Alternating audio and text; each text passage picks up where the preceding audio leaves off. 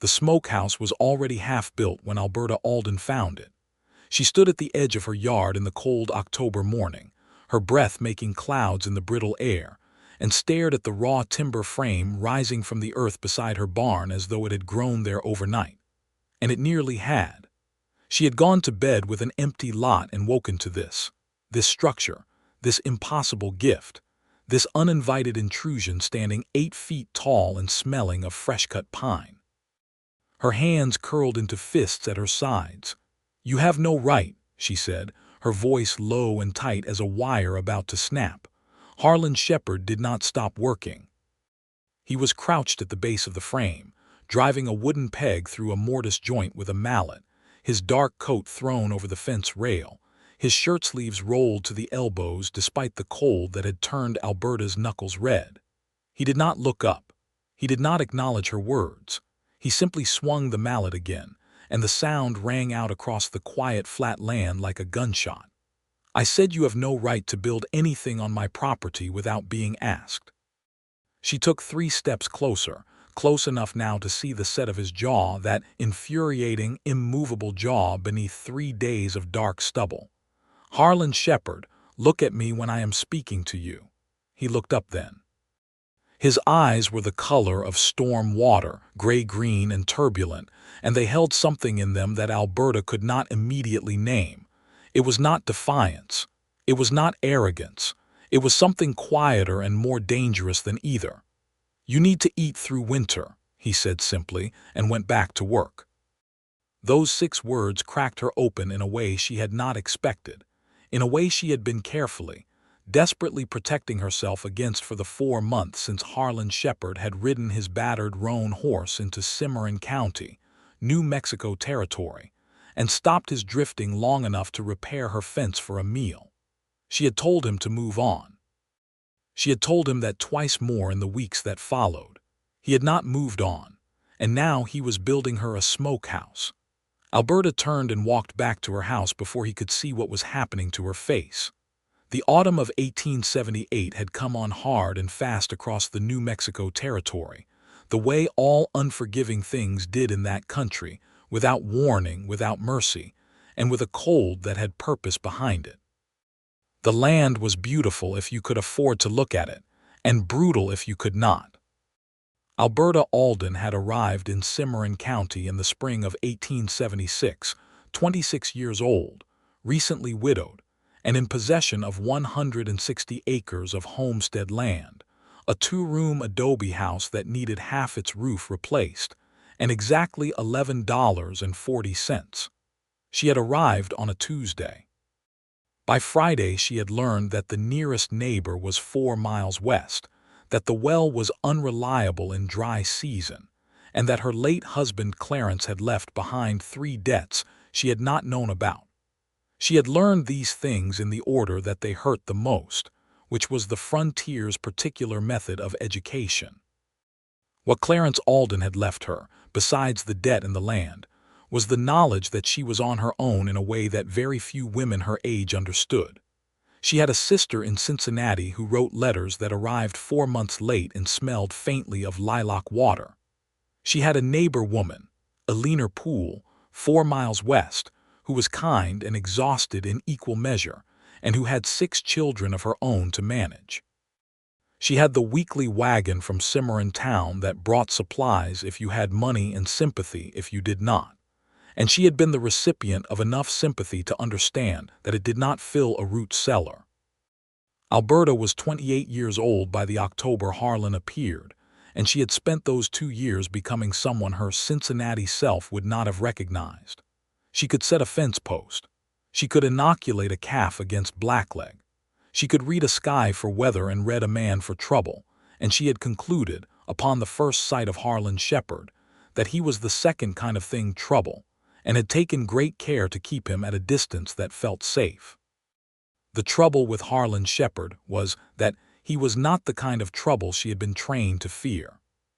He was not like Dale Morrow, who ran cattle across her southwest corner every spring and smiled with all his teeth when he did it. He was not like the men who came through on the Santa Fe Trail looking for something to take. Harlan was quiet trouble, the kind that crept up without announcement and dismantled your carefully constructed walls while you were looking the other way. He had appeared in late June, riding alone on the roan horse that was clearly good-tempered and clearly tired, and had asked for work in exchange for a meal. His voice had been flat and measured, with no discernible regional color in it, a drifter's voice, a man who had been speaking to strangers long enough that all the geographic softness had been worn away.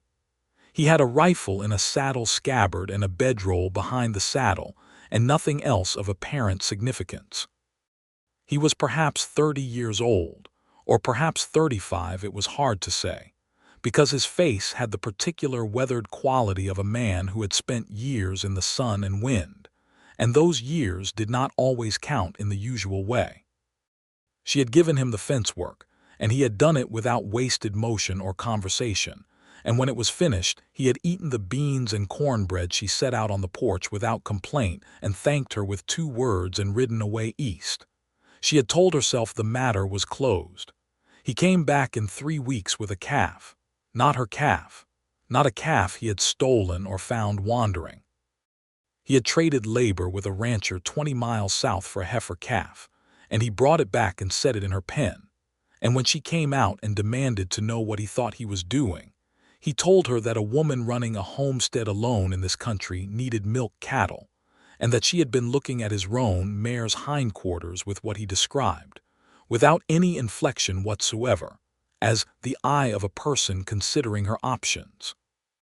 Alberta had been so thoroughly enraged and so thoroughly right to keep the calf that she had done both things simultaneously, which was an uncomfortable combination. That became, essentially, the shape of things between them. Harlan Shepard would appear.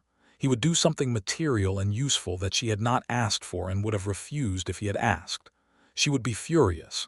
He would say something honest and infuriating. She would not be able to argue with the logic of it. He would sleep in her barn when she allowed it and under the open sky when she did not, and he would be there in the morning either way, starting something before she came out to object. The people in Cimarron County had opinions, of course. This was the West in 1878, and a widow woman with a strange man sleeping in her barn was the kind of situation that generated opinions, whether you wanted them generated or not. Eleanor Poole rode over one September afternoon and sat at Alberta's table and drank her coffee and said, with the gentle directness of a woman who had survived too much to waste time on circumlocution, "People are talking, Alberta. People always talk," Alberta said. "Some of the talking is unkind. Most talking is." Eleanor set down her cup. "Are you in love with him?" Alberta had looked at her with the flattest eyes she could manufacture. "I am in need of a functioning homestead, and he is good with timber and wire. That is the sum of it." Eleanor had nodded slowly, in the way of a person who believes absolutely none of what they have just been told. She was not wrong to disbelieve it, but Alberta was not yet ready to examine why. The dark past that Alberta Alden carried was not dramatic in the way that frontier stories often required darkness to be dramatic. It was not a hidden crime or a secret identity. It was simpler than that, and in some ways more damaging. She had married Clarence Alden at 22 because she had been trained since childhood to understand that a woman's survival depended upon the management of a man. And she had managed Clarence with great efficiency for 4 years before he died of typhoid fever in the summer of 1876, and left her with the discovery that a managed man is not the same as a trustworthy one. The debts he had left were the physical evidence of a parallel life she had not been allowed to see. She had not known him. She had managed him, and she had made the terrible error of believing these were the same thing.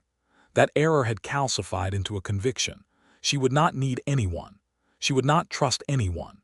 She would build the self-sufficiency that no one had thought to teach her, and she would live inside it like a fort, and she would be safe. Harlan Shepard kept building things that made her fort feel smaller. The morning she found the smokehouse frame, she stood in her kitchen for a long time with her hands pressed flat on the table, steadying herself against something she could not name. Through the window she could hear the steady rhythm of his mallet. She could smell the pine resin. She could feel, with a clarity that frightened her, how much she wanted to go back out there. Not to argue. Just to be near him while he built something that said, without any ornamentation or declaration, that he had seen the hard winter coming for her long before she let herself see it, and he had decided to do something about it. Alberta Alden went back out. She did not apologize for the earlier confrontation. She did not thank him. She brought 2 cups of coffee and set one on the fence rail within his reach and said, "The joints at the top of that frame will not hold against a snow load without crossbeams." Harlan looked at the frame. He looked at her. "I know that. I'm getting to them. You should do the top before you do the pegs. The pegs need to be seated first or the crossbeams will push the uprights out of plumb." She looked at him. He looked at her. There was a moment between them that was full of something that had no name, yet something that was building at the same rate as the smokehouse, and with the same kind of unavoidable momentum. "Then do it your way," she said, and picked up a crossbeam from the pile of lumber and held it in place at the top of the frame without being asked. Harlan Shepard was still for exactly 3 seconds. Then he picked up his mallet. They worked through the cold morning without speaking much, and the smokehouse rose between them like evidence of something they were both pretending not to examine. By noon the frame was complete and the siding was half up, and Alberta had developed a definite physical awareness of exactly how close Harlan was to her every time they moved around the structure together, adjusting boards, checking lines. He was not careless with that proximity.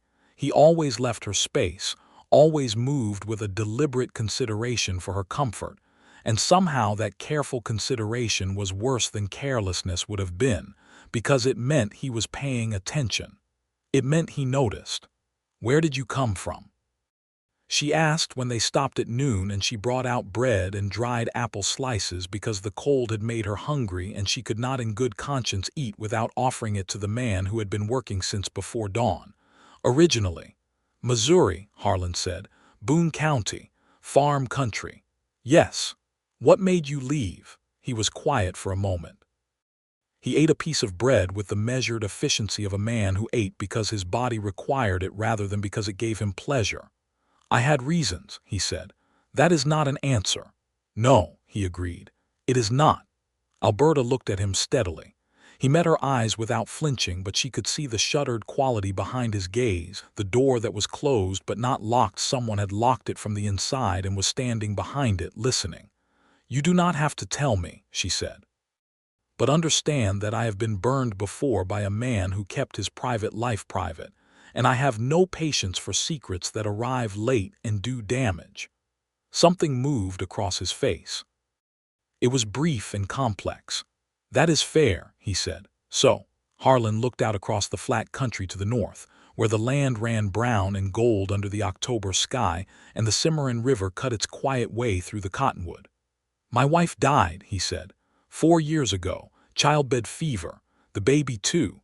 He said it with the steadiness of a man who has been rehearsing that sentence for a long time, until the saying of it no longer made him flinch audibly. But Alberta, who had become an acute reader of people by necessity, heard what was underneath the steadiness, and it was enormous. "After that I could not stay in Boone County. Everything there was before, and I needed to be somewhere that was just now."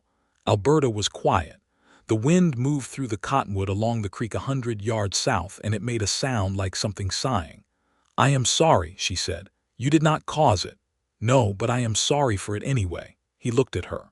The storm-water eyes were doing something she had not seen in them before. They were softer, fractionally, the way a door might be fractionally ajar. "You lost a husband," he said. Not a question. He had clearly gathered the facts of her situation from the territory's efficient system of indirect communication. "Typhoid, 2 years ago." She paused. "I'm not particularly sorry about that one." Harlan absorbed this information. "But you stayed. The land is mine. I earned it. I am not leaving it for any reason." She said this with a conviction that had no softness in it at all, and it was the most naked thing she had said to him because it was not about Clarence or the frontier or the practicalities of survival. It was about herself, about the one thing she had claimed in the wreckage of a managed life that was truly hers. And offering that to another person's understanding was, she realized, a form of trust she had not intended to extend. Harlan did not say anything for a moment. Then he said, "I can see why." That was all. 3 words, and they landed in Alberta Alden's chest like something she had been waiting for without knowing it, the simple, uncomplicated recognition of a person who looked at the land she had fought for and saw what she saw. She picked up a board. "Let us finish the siding before this light goes." "Yes," he said, and stood up, and they went back to work.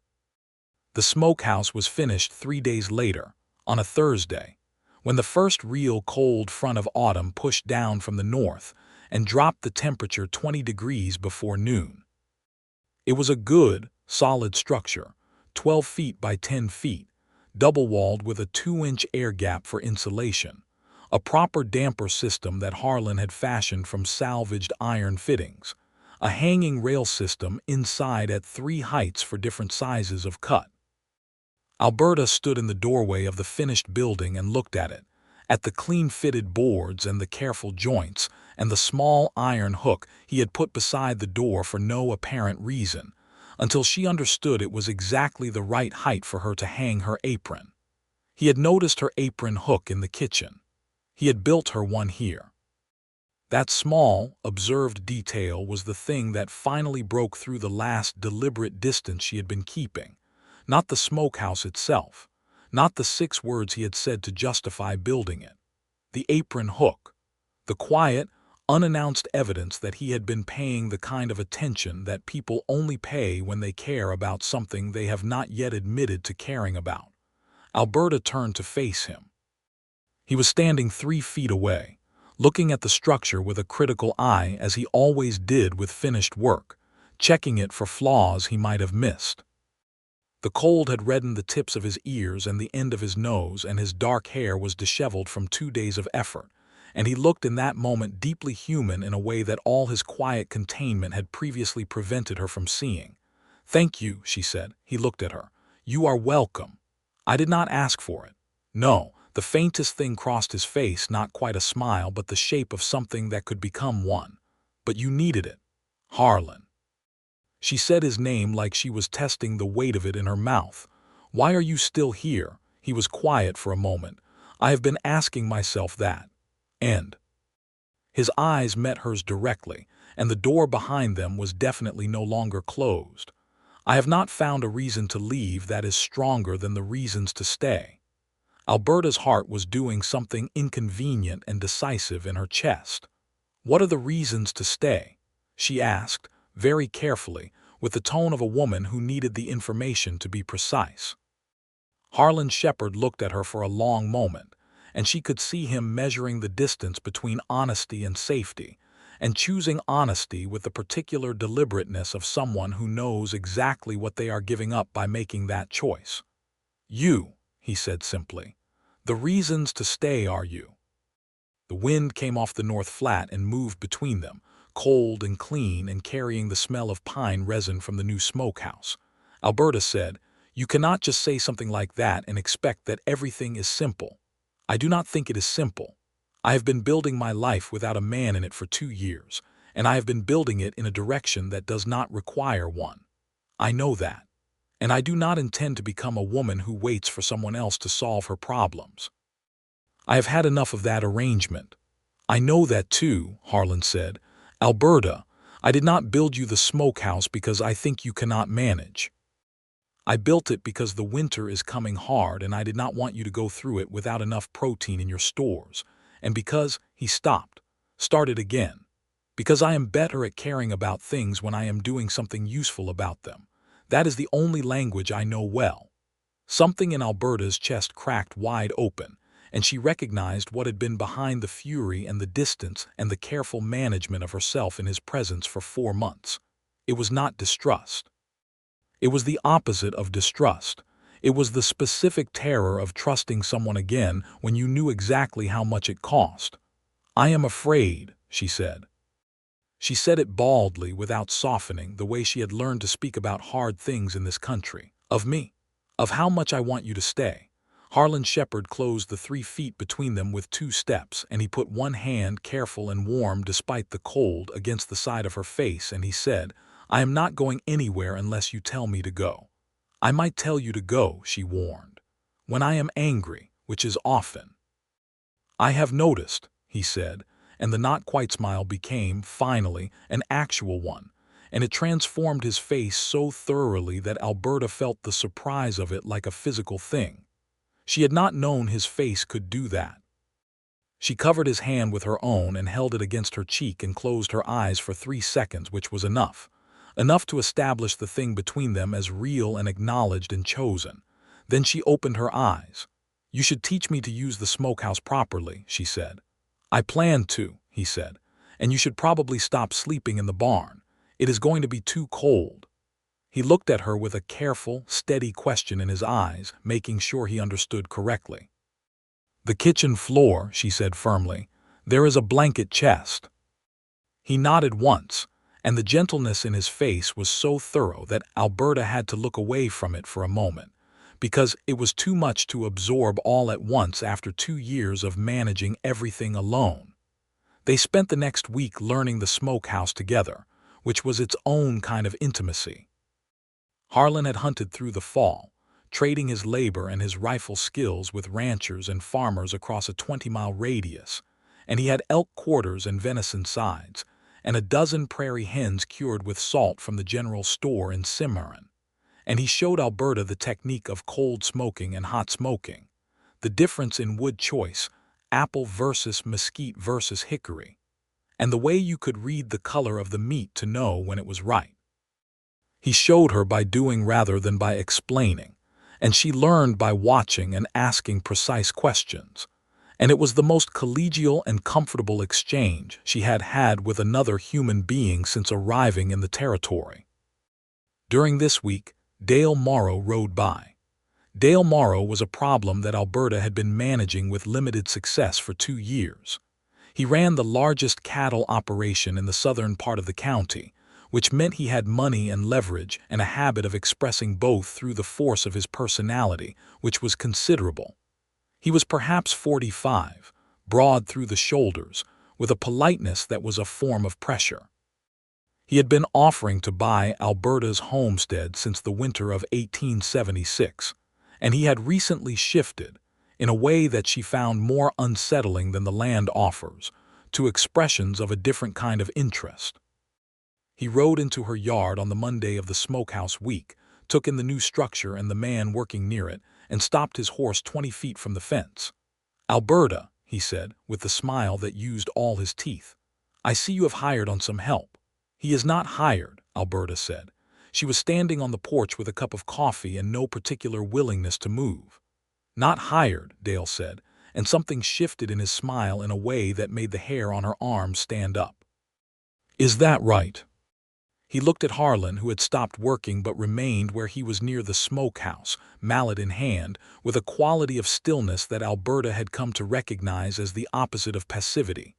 "I do not believe I know you," Dale said to Harlan. "Harlan Shepard," Harlan said.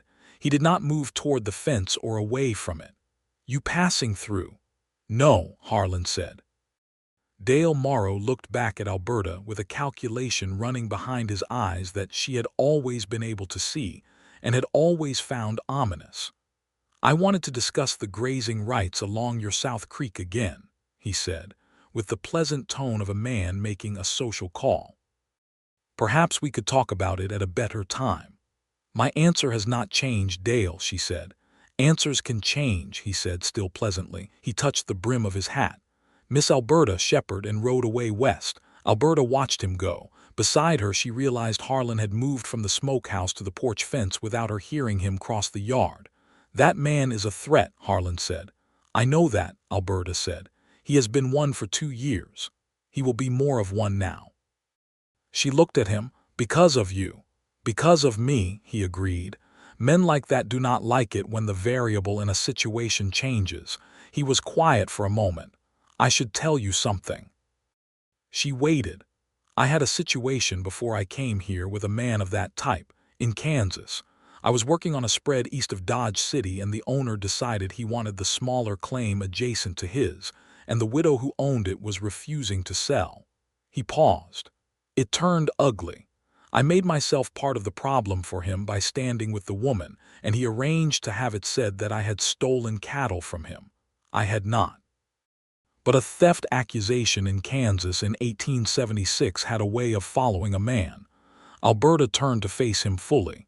"Is that why you drift?" "That is part of why I drift," he said.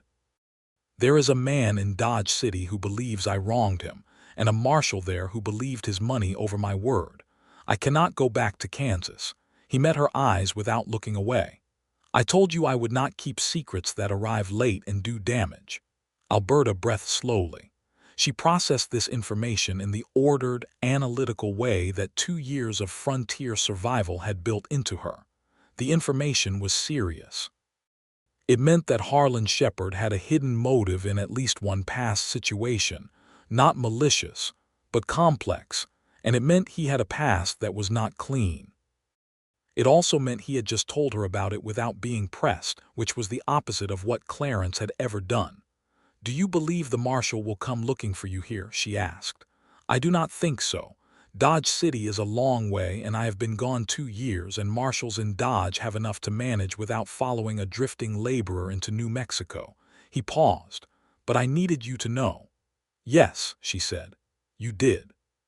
She looked at the place where Dale Morrow's horse had raised dust on the trail going west. "Dale Morrow is a local problem, and the marshal here is an honest man. Your Kansas history does not change that." Harlan was quiet for a moment. Then he said, "You are not afraid of much, are you?" "I am afraid of a great deal," Alberta said. "I have simply learned not to let it stop me." She turned back toward the house. "Come inside. I have dried beans soaking and they need watching." He followed her, and she felt the shift that happened in the space around her when he crossed the threshold. The kitchen was small, and his presence in it was substantial, and in the 4 months he had been periodically sleeping on her kitchen floor, she had never quite gotten comfortable with how much less empty the house felt with him in it. She was getting comfortable with it now, and that both frightened and relieved her in equal measure. The beans became soup, and the soup became dinner, and dinner became the first evening Harlan had sat across from her at her table with anything approaching ease between them. He had eaten at her table before, but always with the quality of a guest, which was its own kind of distance. Tonight the distance was different, reduced, rearranged, replaced by something that felt preliminary and warm. She asked him about Missouri, and he told her, carefully at first and then with more ease, about the farm in Boone County and his family. His father, who was quiet and hard-working and had died of a stroke 2 years before Harlan left. His mother, who had remarried a banker in St. Louis and was, as far as he knew, comfortable. He told her about his wife, Margaret, without being pressed, which Alberta knew cost him something. Margaret had been 23 when she died, and by the way he spoke about her with tenderness and with the particular grief of someone who has gone over a loss so many times that they know all its contours, Alberta understood that he had loved her genuinely and had been genuinely broken by her death, and that the drifting had been his way of surviving the breaking. "Do you think you will always drift?" Alberta asked. He looked at her across the table. The lamp between them made his face softer. "No," he said. "I do not think I will always drift."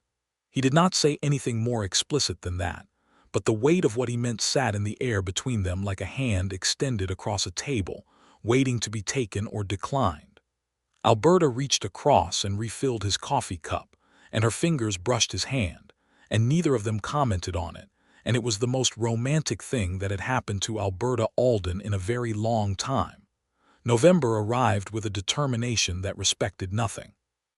The temperature at night dropped to the kind of cold that cracked wood and killed anything you had not made arrangements for. And Alberta had made arrangements, because She was the kind of woman who made arrangements.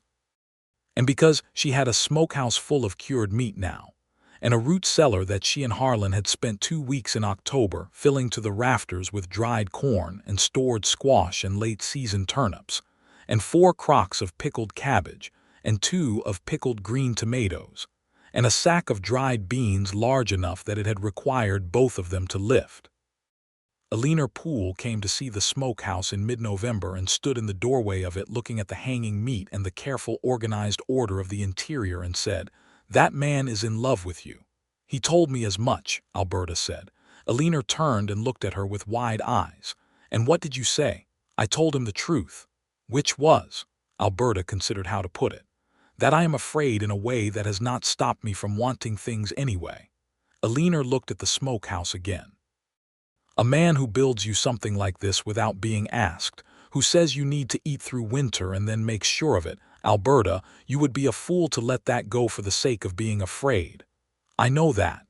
"Do you?"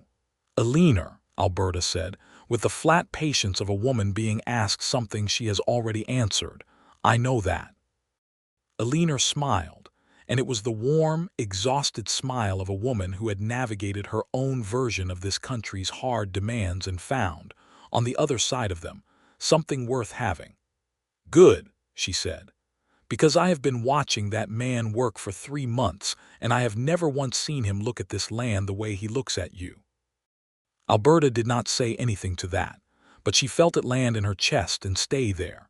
The situation with Dale Morrow moved faster than she had hoped. In the second week of November he came back, this time not alone. He had 2 men with him, both with the particular look of men who were paid to make presence felt, and he rode into her yard on a Wednesday morning when Harlan was out checking the fence lines on the eastern quarter. "Miss Alberta," Dale said from his horse, with the teeth smile, "I have a proposal I would like you to consider." "I am not interested in any proposal of yours, Dale," she said from the porch. "I think you might be once you hear it." He dismounted, and the 2 men with him stayed on their horses, which was a specific kind of statement. "I am prepared to offer you $300 for this property. That is a generous offer, and we both know it. I am not selling." "The man you have staying here," Dale said, his tone not changing but his eyes sharpening, "has a history in Kansas. I have been making inquiries. A theft accusation is a serious thing, Alberta. A man with that history on your property, a widow woman's property, could be very damaging to your standing in this community." Alberta felt a cold anger move through her that was much calmer and more focused than the hot anger she usually operated with. "You have been making inquiries," she said. "Protecting my interests," he said pleasantly.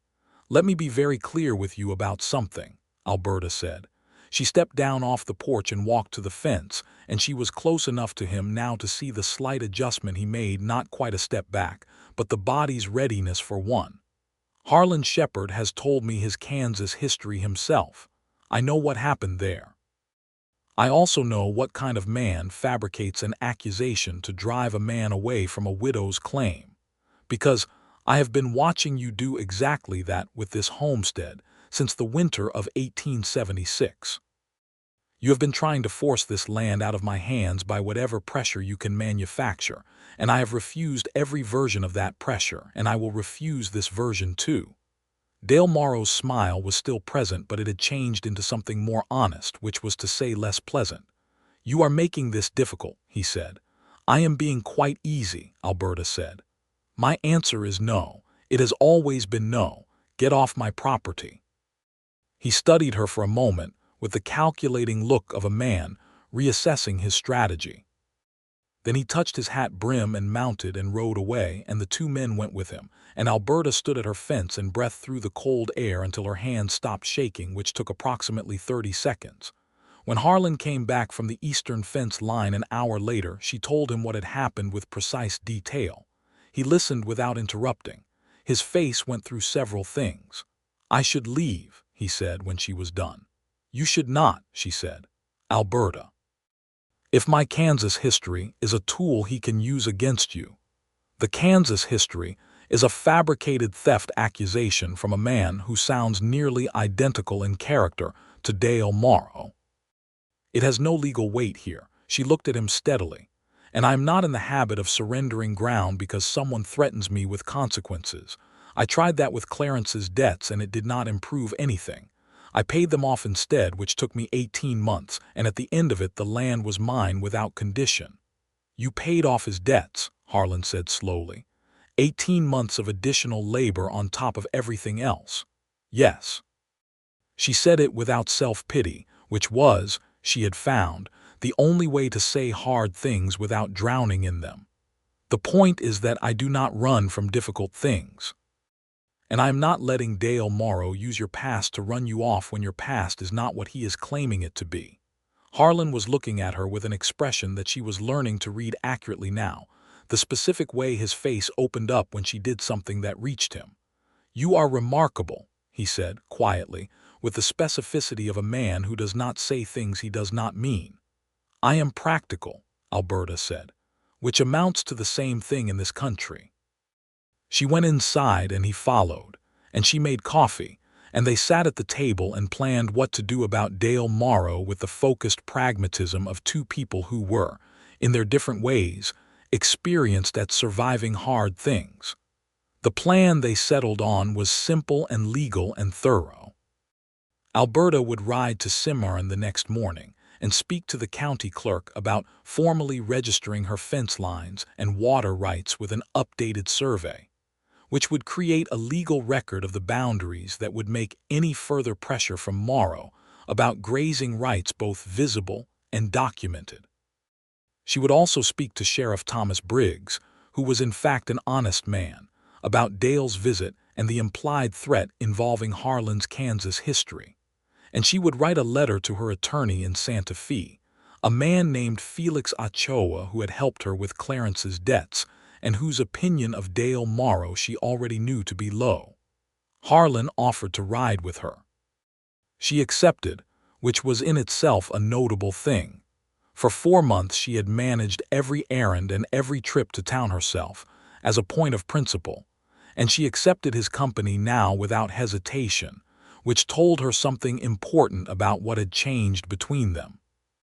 They rode to Cimarron on Thursday morning on her 2 horses, her brown mare, who was named Patience with a humor Alberta was aware of, and Harlan's roan, whose name turned out to be George, which Alberta found so unexpectedly prosaic that she laughed when he told her, and the sound of it surprised both of them because she did not laugh often enough. Harlan looked at her laughing, and something happened in his face that was open and almost painful to witness, and she looked away before either of them had to navigate the weight of it. Cimarron in November was a working town, spare and purposeful, with none of the performative lawlessness that dime novels like to attribute to places like it. There was a general store, a livery, a post office, a saloon that operated within reasonable boundaries, 2 churches of different denominations that coexisted with mutual suspicion, and a courthouse that also housed the county clerk's office and the sheriff's office in adjacent rooms. The people they passed on the main street acknowledged Alberta with the nods of people who knew her, and assessed Harlan with the eyes of people establishing where he fit. Felix Ochoa's associate in Cimarron, a young man named David Reyes who had been Felix's protege, and was building his own practice, took Alberta's account of Dale Morrow's behavior with careful attention and a growing expression of focused professional displeasure. He confirmed that the grazing rights dispute was in Alberta's favor if she had documented fencing, which she did, and that using a fabricated legal history from another territory as a coercive tool was both unethical and actionable, and that he would be happy to write to Dale Morrow directly on her behalf. Sheriff Thomas Briggs, who was perhaps 55 and had the comfortable authority of a man who had been doing his job long enough not to need to prove anything to anyone, listened to Alberta's account and said, Dale Morrow has been pushing at the edges of what is legal in this county for 15 years. I appreciate you telling me this on the record. He looked at Harlan. The Kansas business, I'm going to take your word on it, son. You look like a man who's been misjudged before, and I have been in this business long enough to tell the difference. Harlan said. "I appreciate that, sir." "Stay out of Kansas," Briggs said. "That is my one piece of advice." "It was already my intention," Harlan said.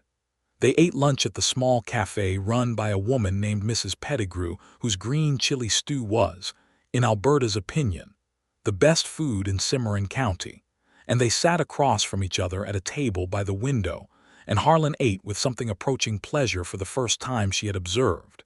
And she thought that this was what it looked like when a person who had been carrying something for a long time was, very slowly, being allowed to set it down. "You look better," she said. He looked at her. "Do I? Less like a man who is always about to leave." He considered that. "I suppose I feel less like that," he said. "Good," she said, and drank her coffee. On the ride home, the sky turned the particular orange and violet of a November sunset over the Sangre de Cristo Range to the east, and it was the kind of beauty that the frontier offered without apology or explanation, simply because it could. They rode side by side on the trail, and the cold was starting to find its evening edge, and Alberta's cheeks were reddened by it, and she could see her breath. She was thinking about the smokehouse and the winter ahead and the strange new geography of her life, which had changed so comprehensively in 4 months that the territory she had been managing 2 years ago was barely recognizable. "Harlan," she said. "Yes, I want you to stay, not on the kitchen floor. I want you to stay properly." She felt him go very still on the horse beside her. The roan George flicked one ear. "Alberta," he said carefully. "I mean as a proper arrangement. I am saying," she stopped, tried again. She was not accustomed to being inarticulate, and it was frustrating. "I am saying that I would like to know if you intend this to be a permanent situation, because I do not do temporary arrangements, Harlan. I do not do things halfway. If you are here, you are here, and I need to know that before I let myself fall any further." She did not say the last part. Harlan turned his horse so they were facing each other on the trail, the sunset orange behind him, and he looked at her with the complete, unguarded attention that she had come to understand was his version of an open door. "I am here," he said. "I have been trying to find the right way to say that for 3 months without frightening you off. I do not frighten easily. You frightened very easily about this specific thing," he said, with a gentleness that took the potential sting out of it entirely. She opened her mouth and then closed it because he was right. "Yes," she admitted, "about this specific thing, Alberta." He reached across the distance between their horses and his hand found hers on the reins. "I want to marry you. I have wanted to for longer than was probably reasonable given the circumstances. But I am not a man who pushes, because I know what it is to be pushed by circumstances, and to want someone to simply wait while you find your way to the right answer." He held her hand with the careful firmness of a man who knows exactly what he is holding. "So I have been waiting." The orange sky was enormous, and the land was quiet and cold, and Alberta looked at Harlan Shepard's face in the last of that light, and thought about all the distance she had built, and all the reasons she had built it, and about an apron hook on the wall of a smokehouse, and she thought about how much she had wanted, in the 2 years of managing alone, for someone to see her clearly and stay anyway. "Yes," she said. "My answer is yes." Something happened in his face that was more than the not-quite smile. It was complete. It was the face of a man arriving, finally, somewhere after a very long road. He pressed her hand once and then released it, because they were on horseback in the cold and there was practical business to attend to, and they rode the rest of the way home in a silence that was no longer the careful distance they had been maintaining. It was the silence of people who have agreed on something important and are allowing it to settle into the shape of the life ahead. They were married 3 weeks later, in the first week of December, at the courthouse in Cimarron before Sheriff Briggs as witness and Alina Poole, and her husband James as the other witnesses. It was a civil ceremony performed by a justice of the peace named Harold Crane, who had married perhaps 200 couples in that courthouse, and brought to each one the same dignified efficiency, and it lasted 22 minutes from entry to exit. Alberta wore her good dress, which was green wool and the nicest thing she owned, and Harlan wore his coat cleaned and his shirt pressed, which was the nicest version of himself he had available, and a leaner Poole cried with the uninhibited warmth of a woman who genuinely believed in this marriage. James Poole shook Harlan's hand with the firm approval of a man who had been watching his wife worry about Alberta Alden for 2 years and was relieved to be off the watch. After the ceremony, they ate dinner at Mrs. Pettigrew's cafe with the Poole's green chili stew, naturally, and Alina proposed a toast with coffee because there was no champagne in Cimarron County worth the name, and what she said was simple. To two people who were both too stubborn to be beaten by hard circumstances, who found each other anyway, and who are going to be very irritating to each other and very good for each other in equal measure, which is the best kind of marriage.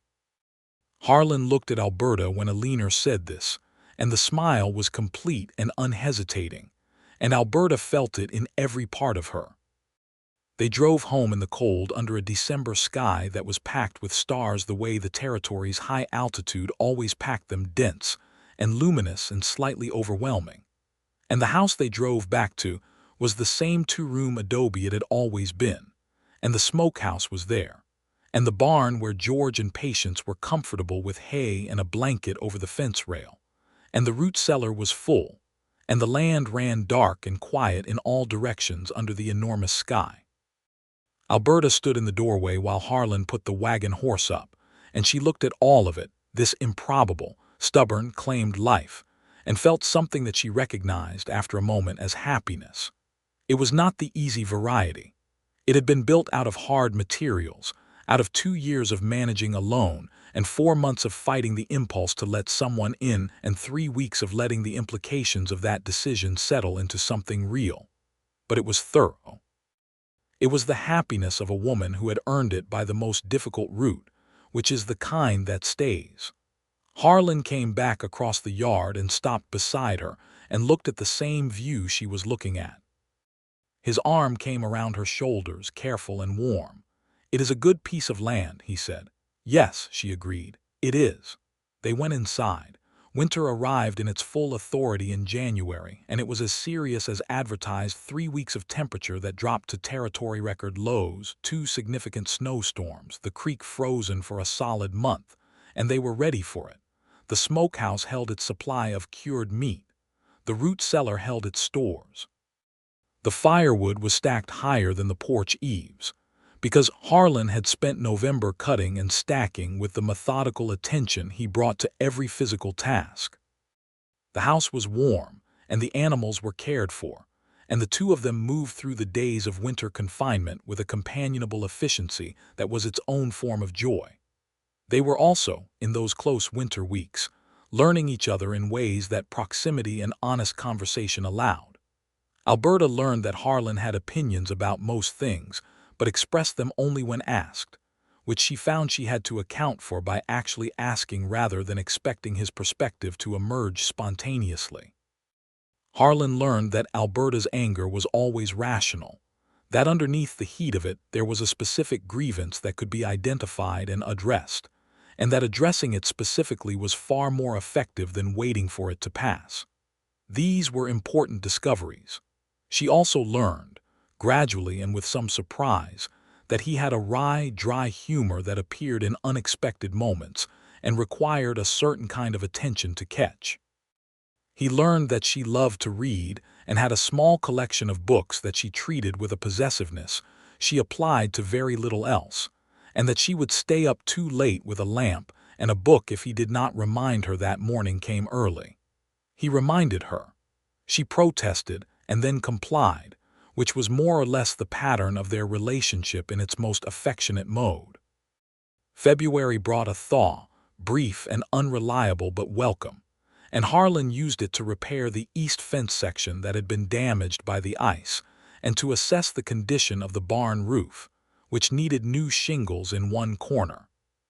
He ordered the shingles from the general store in Cimarron and installed them in a single long day in early March when the weather allowed, and Alberta helped him from the latter end and handed things up as required, and it was satisfying in the specific way that maintaining something you own is satisfying, the deep, proprietary pleasure of keeping a place healthy.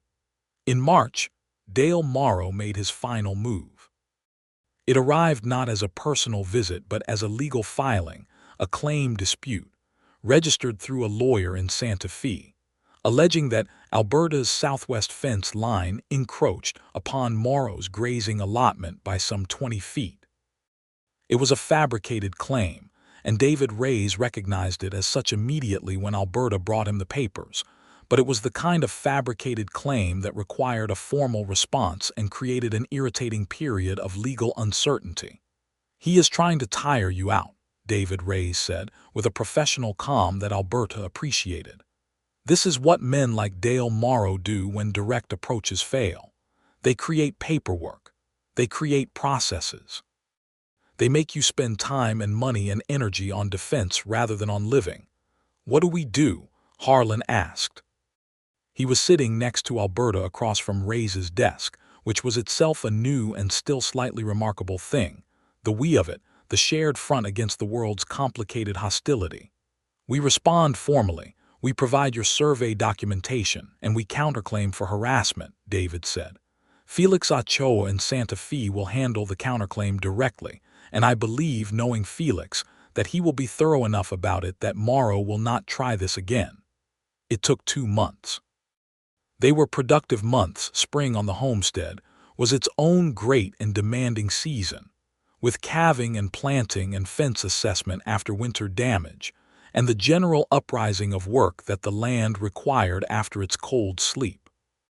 Alberta had increased her cattle to 3 cows plus the original heifer, now a year old and giving a small amount of milk, and Harlan had broken 2 additional acres of the south field and planted corn in the rich creek-bottom soil that she had been eyeing for a second season.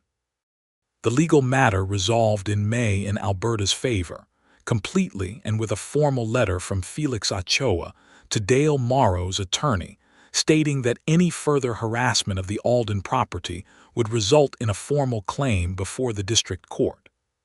Dale Morrow sent no response and was not seen near Alberta's land again. The relief of this was significant and lasted approximately 1 afternoon, because there was always something else the land required, and Alberta had not come this far by spending time looking at the receding form of enemies who had given up. By the summer of 1879, the homestead was, for the first time since Alberta had arrived in the territory, genuinely thriving. The corn was tall and green, and the smokehouse had already earned its keep through the previous winter, and Harlan had built a proper covered porch along the south side of the house that gave them a place to sit in the evenings when the light was long and golden, and the heat of the day was stepping back. They sat on this porch most evenings, Alberta with whatever she was mending or reading, and Harlan with the quiet alertness of a man comfortable in stillness, and the land spread out before them in the evening light, and sometimes they talked and sometimes they did not, and both kinds of time were good. "I want to expand the house," Harlan said one evening in July. It was stated with the same flat precision as everything he said, but Alberta had learned to hear the investment in the things he chose to say. "We have 2 rooms," she said. "We will need more," he said, looking at her sideways with a meaning that was unmistakable. Alberta set down her mending. "Is that so?" "I believe it may be so soon," he said. She looked at him for a moment, and then she looked away, toward the south field where the corn was high and green, and the evening light was doing extraordinary things to the sky, and she pressed her hand flat against her stomach in the unconscious gesture of a woman who is considering a truth she has not yet said aloud. "I thought I might wait another few weeks before saying anything certain," she admitted. "How many weeks ago did you stop being uncertain?" he asked. She considered. 3. He made a sound that was quiet and full. "Then you have been carrying that for 3 weeks alone." "I am accustomed to carrying things alone," she said. "It is a habit." "You can put some of them down now," he said. He reached over and took her hand, and she looked at their joined hands in the evening light, his broad and work dark, her smaller and also work-hardened, and felt the specific gratitude of someone who has been told, by reliable evidence, that they are not alone, "Yes," she said. "I am working on that." He added 2 rooms to the house before October. He did it with the same methodical care he brought to every construction, and Alberta helped where she could and supervised where she could not. And the result was a house that was still adobe, but was now 4 rooms with a proper parlor and a bedroom for themselves, and a room with a south-facing window that caught the light in a way that would be good for a child. He built a small wooden bed frame for that room and set it against the wall without comment.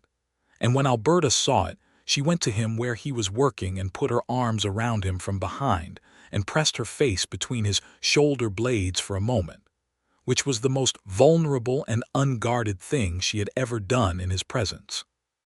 His hands covered hers where they clasped at his chest, and they stood like that for a moment in the afternoon light of the new room, and she felt his breathing, slow and steady and sure. "I did not think I would want this again," he said quietly. "Any of it, after Margaret." "And now?" she asked, against the warmth of his back. "Now I cannot imagine not wanting it," he said.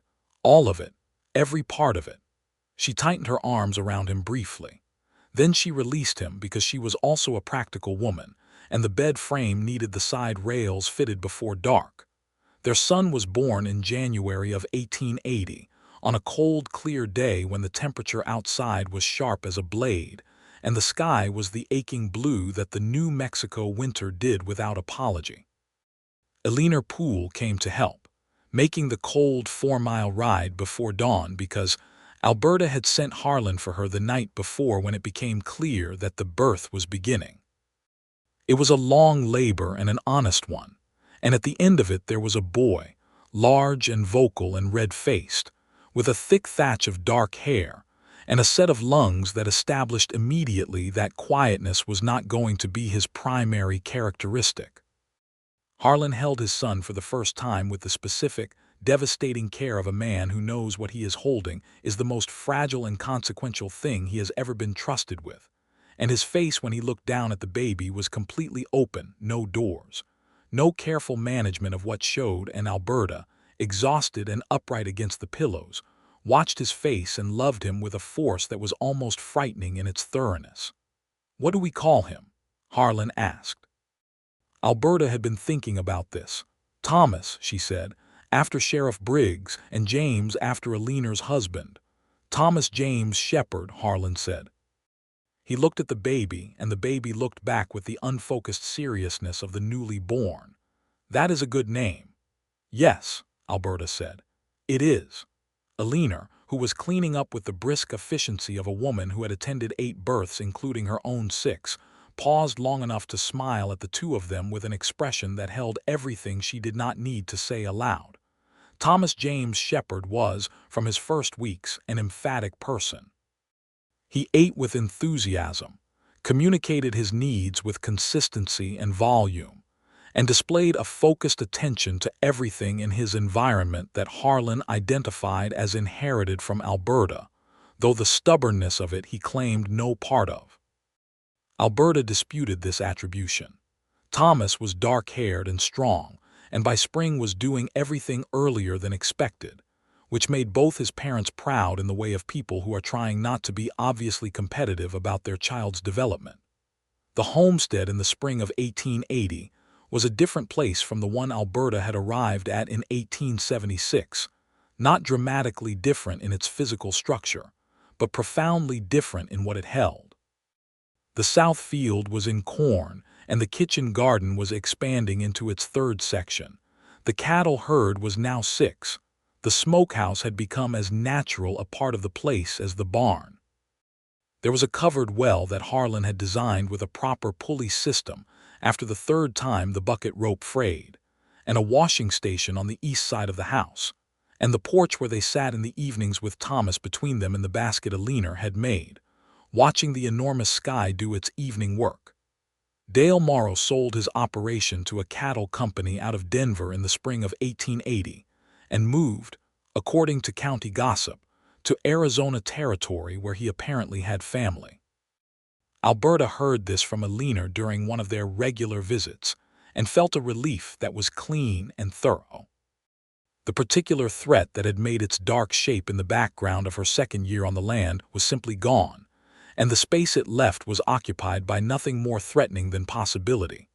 In the summer of 1880, a young woman came through the county from Texas, a girl named Rosa, perhaps 19, who had been working her way north in the uncertain hope of reaching family in Colorado and had run short of money and options near Cimarron.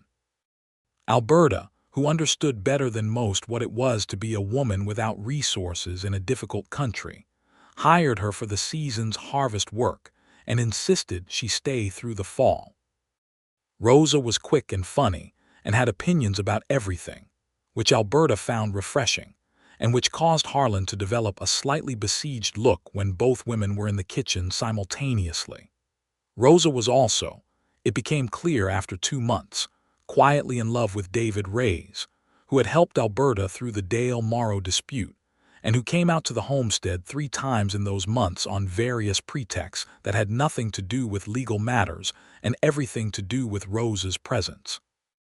Alberta watched this courtship with a warmth and a particular recognition. She said nothing to either party, because she understood that this kind of thing required its own time to arrive at its own conclusions. But when David Reyes finally rode out in October and spent an afternoon sitting on the porch with Rosa in plain sight of the household, and departed with a pink-faced solemnity that suggested something significant had been decided, Alberta looked at Harlan across the kitchen and said, "There. I have been watching them for 8 weeks, Harlan said. "So have I. You should have said something to her sooner," he said. "She needed to find her way to it herself," Alberta said, which was not only about Rosa, and they both knew it, and Harlan looked at her with the smile that was now easy and familiar, and still had the capacity to reach into her chest and change something. Rosa did reach Colorado in the spring, accompanied by David Reyes, who had proposed and who wrote to Alberta 3 months after their departure that they were settled in Denver, and Rosa was learning to love the mountains, which was a different kind of beautiful than the high desert, but beautiful nonetheless. Alberta wrote back a long letter full of practical advice for a new household and genuine warmth for 2 people she hoped would be happy. The years settled into a rhythm that was demanding and good. The land was generous to those who worked it with intelligence, which they did. Thomas grew from the emphatic infant into a child who had his father's steadiness and his mother's directness, and who was, by the age of 3, already showing the kind of focused physical competence that suggested he would be useful very young. He followed Harlan around the property with a seriousness of purpose that Harlan met with perfect gravity, answering the child's questions precisely, showing him how things were done without condescension, treating him as a small person with a real and developing mind. Alberta watched her husband with their son and felt a love that was different from any other love she contained. It was the love of recognizing in another person the capacity for exactly the kind of father she had wished for herself, or for any child, the kind that was present and honest and unhurried. In 1881, a second child arrived, this one a girl, born in September when the weather was its most beautiful, warm in the days and cold in the nights, and the cottonwood along the creek going gold. They named her Margaret Ann, and if anyone asked why they had chosen Margaret, Harlan said simply and without pain that it was for a woman he had loved who deserved to be remembered, and Alberta had proposed the name herself for exactly that reason, because she was not a woman who feared the past when she could honor it instead. Margaret Ann was, from the beginning, entirely unlike her brother, quieter, more watchful, with light eyes that she appeared to have invented entirely independently of either parent, and an early interest in small things, in the particular in insects and seeds, and the exact texture of things she picked up off the ground. She was, Alberta concluded by the child's first spring, going to be a person of intense interior life and enormous observational precision, and the prospect of raising such a person was both thrilling and appropriately humbling. Thomas loved his sister with the protective intensity of a child who has been the only small person in a household and who finds the addition of another, upon reflection, to be exactly the right development. He was 4 years old when she was born, and by her first birthday was bringing her things leaves, smooth stones, the oddments that caught his attention on the property, with the gift-giving seriousness of someone performing an important ritual. Harlan watched this and said to Alberta one evening when both children were asleep and they were sitting on the porch in the October dark, "I did not expect to have this." "Which part?" Alberta asked. "All of it, any of it." He was quiet for a moment. "I thought after Margaret died that this was the kind of life that would not happen for me again, that it had happened once and been taken, and the best I could manage was to be useful in other people's lives." Alberta looked at him. The dark was around them and the stars were out in their high-altitude density and the land was quiet and enormous and utterly theirs. "I thought something similar," she said. "Not about death, but about whether I was capable of belonging to anyone again, whether I wanted to be. And—" She looked at the man beside her, this stubborn, quiet, particular man who had shown up on her land and built her things and said practical, unbearable things and waited, with a patience she was not sure she would have managed, for her to be ready. "I am extraordinarily glad I was wrong," she said. He took her hand in the dark. "Yes," he said. "So am I." They sat like that while the night moved over the land, and somewhere south the Cimarron River was running cold and dark through the cottonwood, and the smokehouse stood solid in the yard, and the house held their sleeping children, and the land stretched out in all directions, claimed and kept and genuinely loved. The spring of 1883 brought a dry spell that worried every farmer in the county and generated much conversation about water management. And Harlan spent 3 weeks digging an extension to the existing irrigation channel that would allow them to water the expanded south field from the creek, even in dry weather. It was punishing work, and he did it systematically and without complaint, and Alberta brought water and lunch to the field and worked beside him in the evenings on the shallower sections, because 2 people working is faster than 1, and she had never been willing to stand back and watch difficulty be managed without participating. Thomas, now 5, came to watch the digging with focused attention, and was permitted to help with the lighter earth moving by carrying small loads in a tin bucket, which he did with enormous seriousness, and the satisfied look of a child who is being treated as genuinely useful. He was going to be his father's son in the fields, Alberta thought, and she was glad of it. The dry spell broke in June with rains that came 3 weeks running and left the country green and relieved. The corn went in late but came in well, and by August the harvest was as good as any they had managed, and the smokehouse was full again by September with the practiced efficiency of people who knew now exactly how to fill it and why it mattered.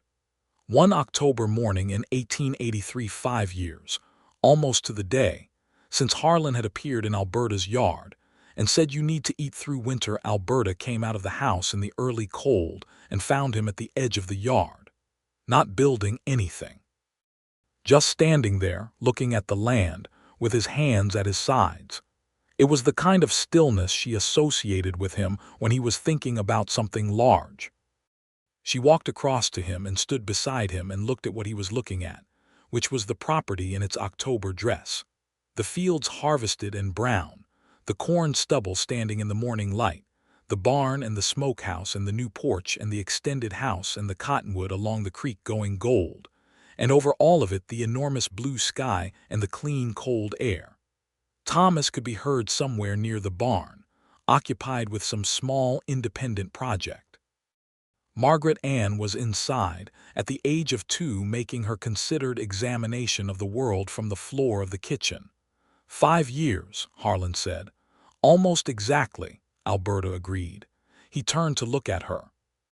His face had changed in 5 years, not dramatically, but with the specific quality of change that comes when the permanent tension of a carried burden has been over time released. He looked, she thought, like someone who had arrived somewhere. "I have been thinking," he said. "I know," she said. "You get that look." "What look?" The one where you are about to say something I did not know I needed to hear." He was quiet for a moment. Then he said, "When I built this smokehouse, I told myself I was doing it because you needed to eat through winter. And that was true, but it was not the whole truth." "No," she said. "The whole truth was that I was terrified you were going to make it through winter alone, and I was going to have left by then and never know if you did." He said this with the flat directness of a man speaking something he has been carrying for 5 years. "I had been telling myself for 3 months that I should move on. That staying was," he paused. "That staying was dangerous. For me. That I had been hurt before, and that the way to not be hurt again was to not stay anywhere long enough to care." "But you stayed," she said. "But I stayed." He looked at the smokehouse. "And I built you that because I could not figure out how to say I cannot leave. I have tried to leave and I cannot do it." "You are the reason I cannot leave." He looked at her.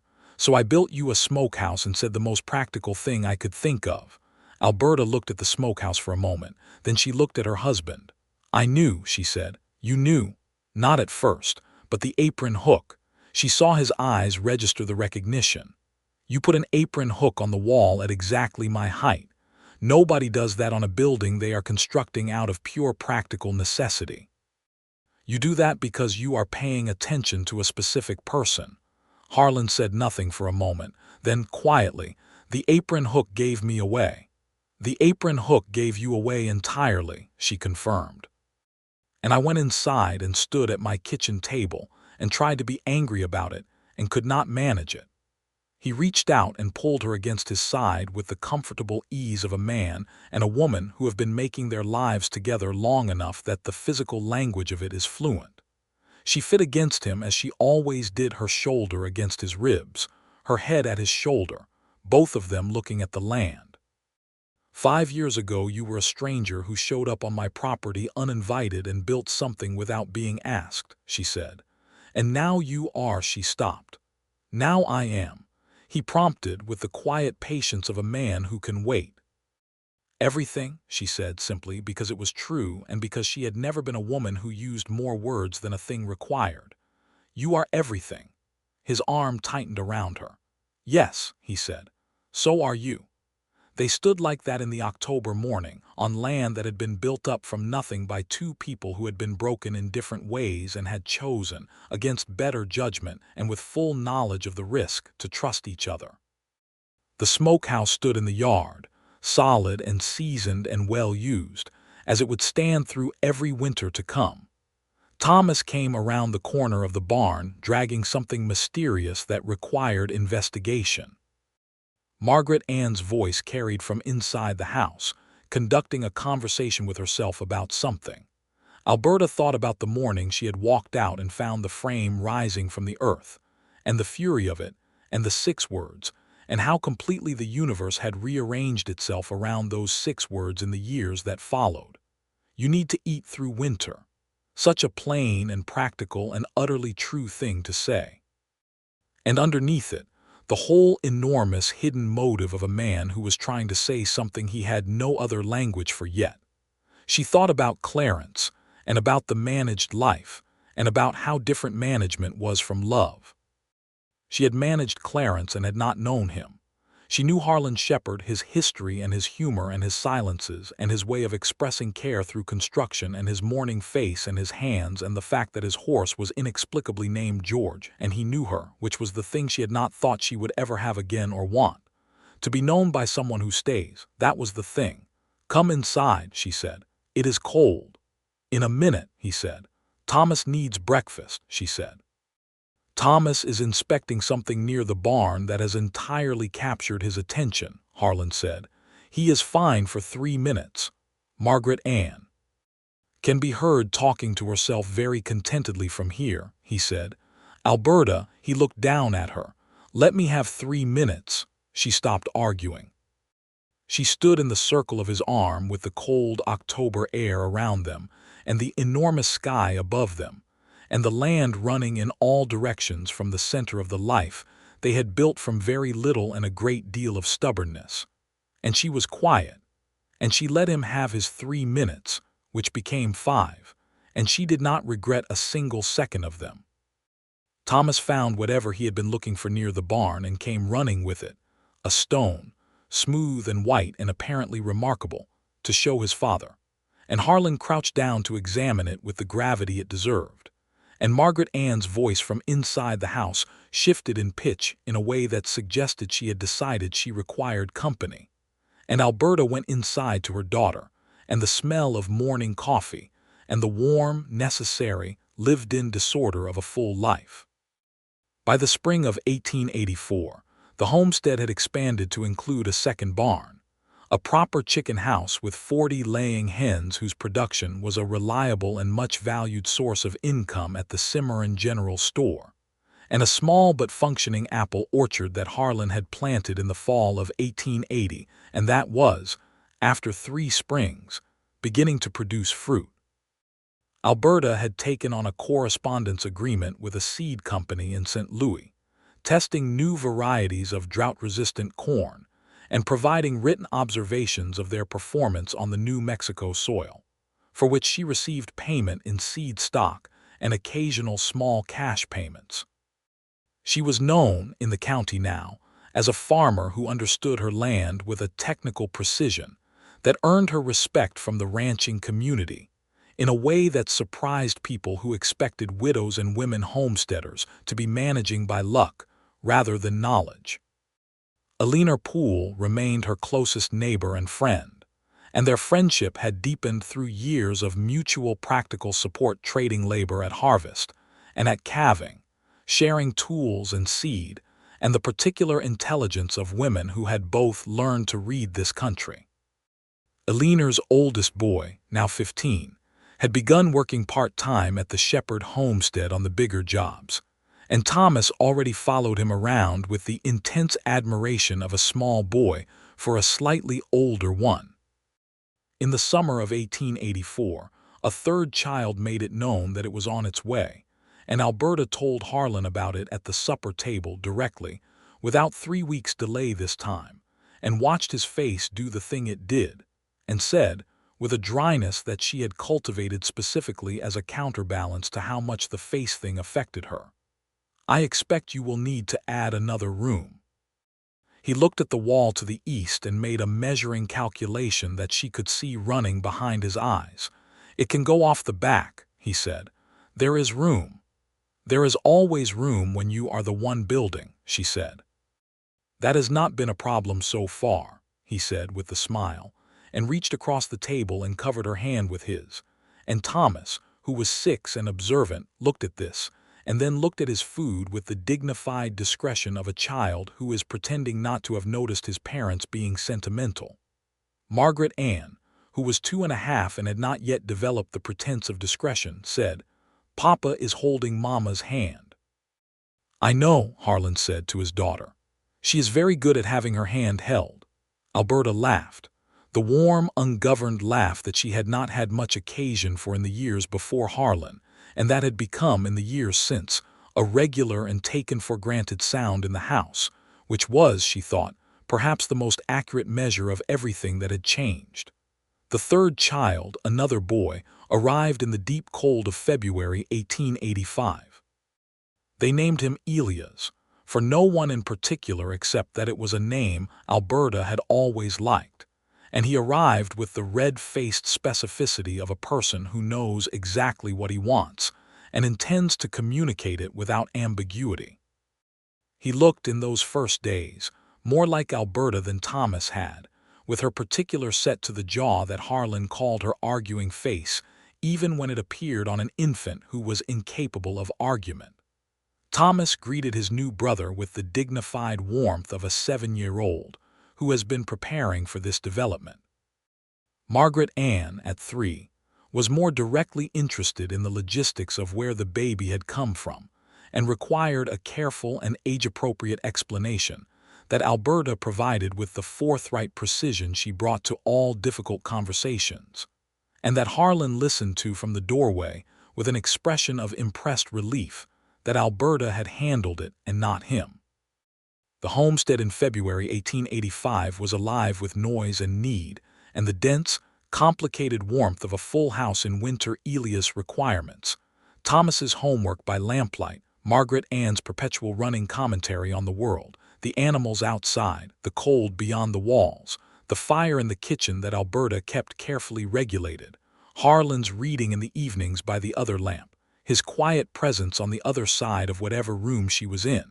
She had built this with him. From very little.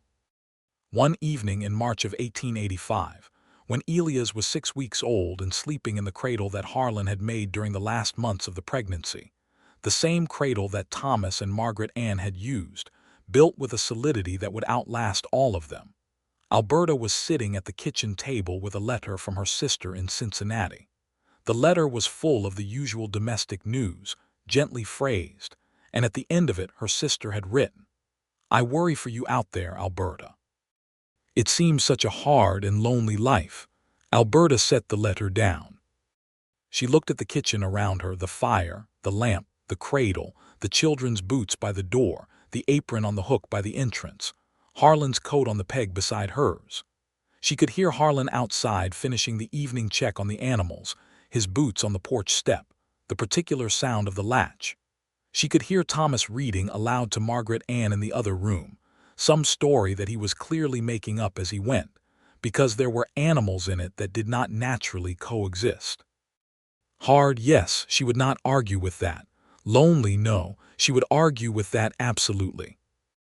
Harlan came through the door with the cold still on him and went directly to the fire to warm his hands and looked across at her, and she was sitting there with the letter and whatever was showing in her face, and he said, with the quiet directness that was his first language, "What is it?"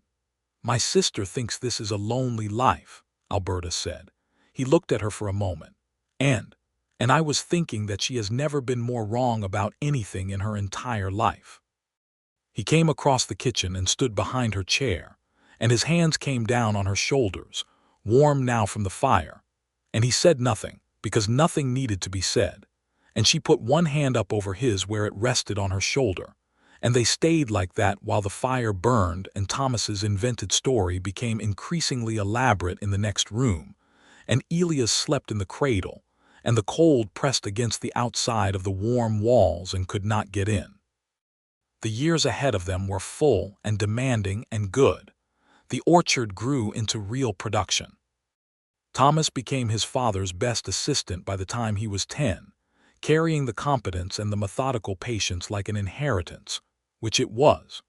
Margaret Ann's intense observational nature turned, at 5 and 6 and 7, toward drawing, and then toward a particular passion for botany that Alberta quietly and deliberately fed with books ordered from the St. Louis Seed Company, and from a bookshop in Santa Fe that she had begun corresponding with. Elias was loud and social and funny, the household comedian in a family that had learned, over years, to laugh together regularly. Alberta's correspondence work with the Seed Company expanded.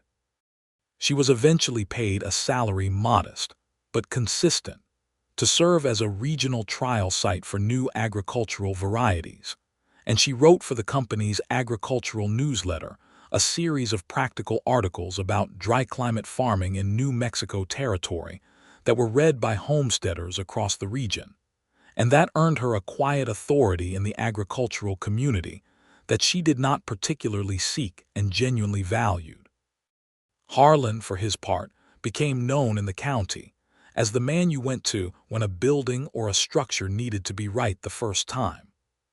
He did not seek the work, but it found him anyway. Neighbors with barns that needed proper timber framing, a church in Cimarron that needed its roof rebuilt, the county courthouse needed a back addition, and the commission went to him because Thomas Briggs, still sheriff though getting closer to retirement, recommended him to the committee without being asked.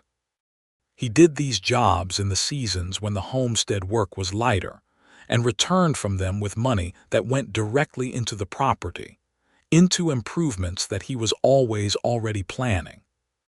They had a fourth child in 1888, another girl, whom they named Rose after no particular rose, but because the cottonwood had been in bloom when Alberta went into labor, and the house was warm and the labor was her quickest and easiest, and the small girl arrived in spring like something long expected and gladly received.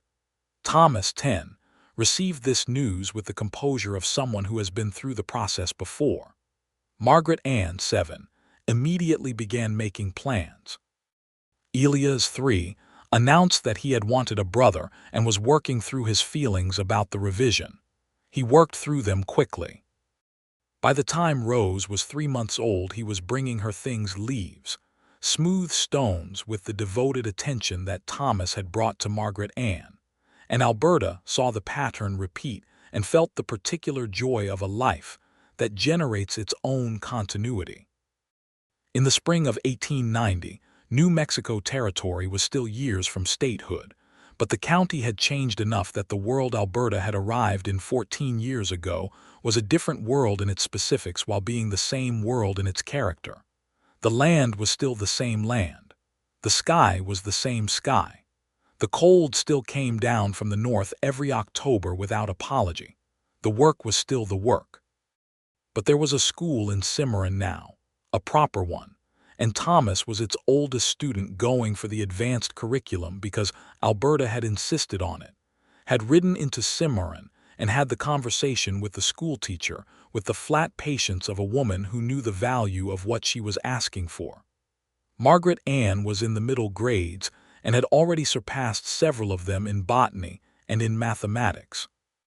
Elias was in the lower grades and was universally beloved by his teacher for reasons that Alberta suspected had as much to do with his personality as his academic achievement.